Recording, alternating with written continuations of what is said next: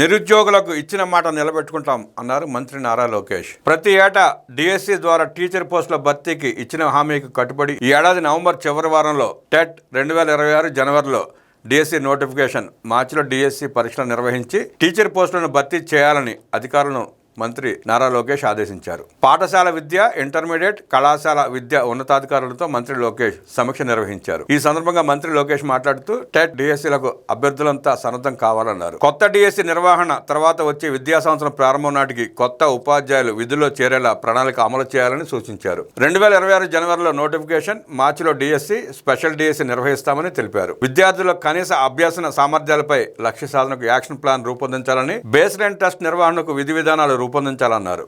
అధికారులు మాట్లాడుతూ ఉపాధ్యాయుల సమస్యలకు సంబంధించి 423 విన్నపాలు తమ దృష్టికి రాగా ఇప్పటికే 200 పరిష్కరించాం. మిగిలిన విన్నపాలు విధానపరమైన, ఆర్థికపరమైన అంశాలకు సంబంధించినవని తెలిపారు. 10వ తరగతి విద్యార్థులకు డిసెంబర్ కల్లా సిలబస్ పూర్తి చేసి ఆ తర్వాత 100 రోజుల ప్రణాళిక ద్వారా మెరుగైన ఫలితాల సాధనకు కృషి చేయాలని మంత్రి లోకేష్ ఆదేశించారు. 1 నుంచి 5వ తరగతి వరకు పాఠ్య ప్రణాళిక సంస్కరణను సమర్థవంతంగా అమలు చేయాలన్నారు. రాష్ట్రానికి కొత్తగా మంజూరైన 11 జవహర్ నవోదయ విద్యాలయాలకు సంబంధించిన పనులను త్వరగా ప్రారంభించేందుకు కార్యాచరణ సిద్ధం చేయాలన్నారు. నవంబర్ 26వ తేదీన రాజ్యాంగ దినోత్సవాన్ని ఘనంగా నిర్వహించాలని, ఆ రోజున నిర్వహించనున్న స్టూడెంట్ అసెంబ్లీకి ముఖ్యమంత్రి, ఉప ముఖ్యమంత్రి, స్పీకర్తో పాటు తాను కూడా హాజరవుతామని చెప్పారు. రాష్ట్ర వ్యాప్తంగా 78 మంది ఉత్తమ ఉపాధ్యాయ అవార్డు గ్రహీతలను మెరుగైన విద్యా ప్రమాణాలపై అధ్యయనానికి సింగపూర్ పర్యటనకు పంపించాలని, ఇందుకు అవసరమైన ఏర్పాట్లు చేయాల్సిందిగా సూచించారు. వచ్చే విద్యా సంవత్సరంలో విద్యార్థులకు సర్వేపల్లి రాధాకృష్ణన్ విద్యార్థి మిత్ర పథకం కింద అందించాల్సిన స్టూడెంట్ కిట్స్పై సమావేశంలో చర్చించారు. మధ్యాహ్న భోజన పథకానికి సంబంధించి కడప స్మార్ట్ కిచెన్ మోడల్ను రాష్ట్ర వ్యాప్తంగా అన్ని జిల్లాల్లో అమలు చేసేందుకు చర్యలు చేపట్టాలని ఆదేశించారు.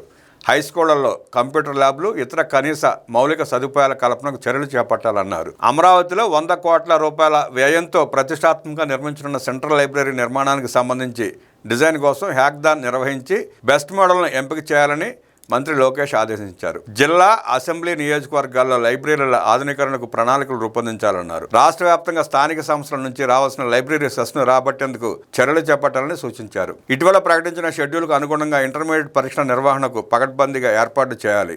మెరుగైన ఫలితాలను రాబట్టేందుకు 100 రోజుల ప్రణాళికలను అమలు చేయాలని సూచించారు.